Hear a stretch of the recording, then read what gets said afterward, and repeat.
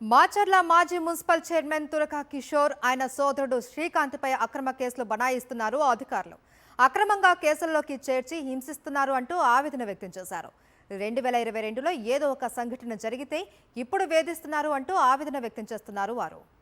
Right, ఇక ఇదే అంశానికి సంబంధించి మరింత సమాచారాన్ని మా ప్రతినిధి అశోక్ అందిస్తారు లైవ్లో. అశోక్, మాచర్ల వైఎస్ఆర్ కాంగ్రెస్ పార్టీ నాయకుడు మాజీ చైర్మన్ మాచర్ల మున్సిపాలిటీ చైర్మన్ తురకా కిషోరు ఆయన సోదరుడు శ్రీకాంత్ పైన కేసు నమోదు చేశారు. ఈ ప్రభుత్వం వచ్చిన దగ్గర నుంచి ఆయన పైన వాళ్ళ కుటుంబ సభ్యులపైన అక్రమ కేసులను నమోదు చేస్తూ ఉన్నారు. దాదాపు 50 రోజులకు పైగా ఇద్దరు అన్నదమ్ముళ్ళు నెల్లూరు జైల్లో, సెంట్రల్ జైల్లో రిమాండ్ ఖైదీగా ఉన్నారు. అయితే ఇదే నేపథ్యంలో వారం రోజుల క్రితం ఒక కేసులో బెయిల్ వచ్చింది. వారం రోజుల నుంచి మాచర్ల పోలీసులు నెల్లూరులోనే కాపలా కాసి రిలీజ్ అవుతూ ఉండగానే వాళ్ళని పీటీ వారెంట్ వేసి తీసుకురావడం జరిగింది. అయితే ఇదే నేపథ్యంలో నిన్న మాచర్ల కోర్టులో వాళ్ళని ప్రవేశపెట్టారు.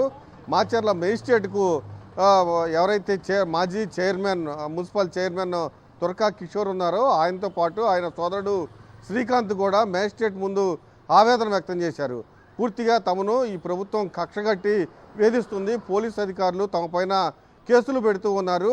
నేను సాఫ్ట్వేర్ ఎంప్లాయీని, 10 సంవత్సరాల నుంచి బయటే ఉంటున్నాను, ఉద్యోగం చేసుకుంటూ ఉంటున్నాను, కానీ నా పైన కూడా కేసు పెట్టాడు. మా ఇంకొక తమ్ముడికి కూడా ఆయన పైన కూడా కేసు పెడుతున్నారు. మేము ముగ్గురం అన్నదమ్ముళ్ళం, మా పైన ఏ కేసు పెట్టినా ముగ్గురు పైన పెడుతున్నారు. మా కుటుంబంలో మహిళలను మినహాయిస్తే పురుషుల పైన కూడా కేసు పెడుతూ ఉన్నారంటూ మేజిస్ట్రేట్ ముందు ఆవేదన వ్యక్తం చేశారు. మేజిస్ట్రేట్ కూడా ఎవరైతే శ్రీకాంత్ చెప్పిన వాంగ్మూలాన్ని పూర్తిగా రికార్డ్ చేయడం జరిగింది. అయితే ఇప్పుడు 2022లో ఎప్పుడో మాకు సంబంధంలో ఈ కేసు, అది దాడి కేసు, దాన్ని ఆల్టరా చేసి పూర్తిగా హత్యాయత్నం కేసు మా పైన నమోదు చేయడం జరిగింది. ఇద్దరు అన్నదమ్ముల పైన కేసు నమోదు చేశారు. మమ్మల్ని చిత్రహింసకు గురి చేస్తున్నారు, ఖచ్చితంగా కాపాడాలని కూడా మ్యాజిస్ట్రేట్ ముందు చెప్పడంతో మ్యాజిస్ట్రేట్ ఎస్ఐని ప్రశ్నించారు. ఏంటి పరిస్థితి అంటే ఎస్ఐ సమాధానం చెప్పలేని పరిస్థితి. ఎస్ఐ అలా నీళ్లు నెవులుతూ ఉండిపోయారు.